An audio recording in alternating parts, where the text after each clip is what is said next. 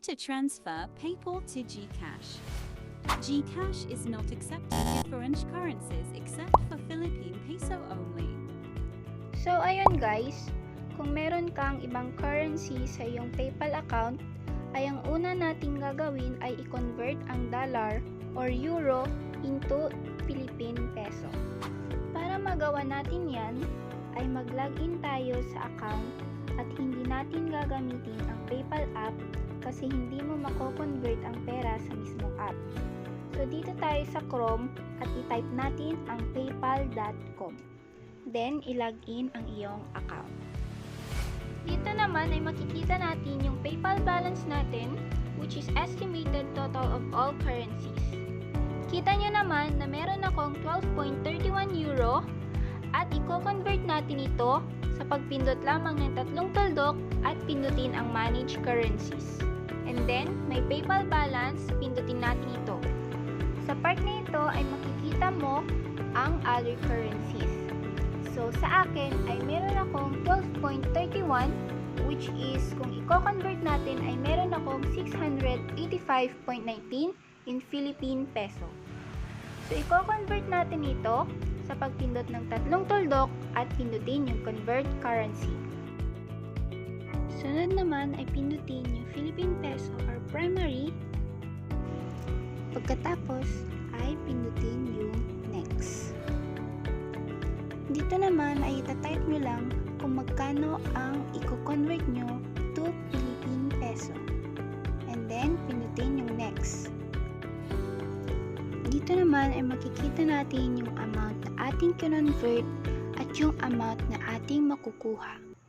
And then, convert now. So, ayun guys, na-convert na yung 12.31 euro ko into 685.19 na Philippine peso. Then, click done. Then, pagkatapos natin i-convert ang ating pera sa PayPal, i-link naman ang PayPal account sa Gcash.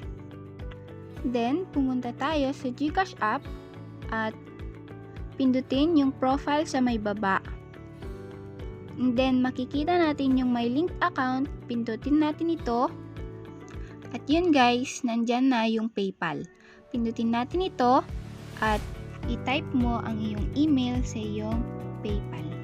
And then, pagkatapos, pindutin yung link button sa baba. And then, click authorize. After that, ay ilagay natin yung email at password natin sa ating PayPal account. Pagkatapos ay login. And finally guys, na-link na natin yung PayPal account sa ating Gcash at pindutin yung close and continue at may magpapakitang ganito. Last step or step 3, transfer money from PayPal to Gcash. So ayan guys, pindutin natin yung cash in and then makikita natin yung na-link account which is yung PayPal na link natin kanina, and then dito ay i-type natin kung magkano ang i-transfer natin from PayPal to Gcash. Take note, 500 lang ang minimum na pwedeng i-transfer. Pagkatapos i-type ay pindutin yung next button.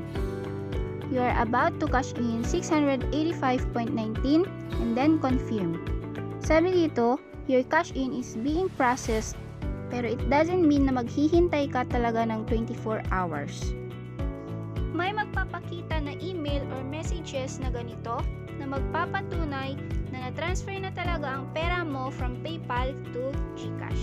Sana may natutunan kayo sa video na to at don't forget to like and share para madami pa ang makakaalam kung paano nga ba i-transfer ang pera from PayPal to Gcash.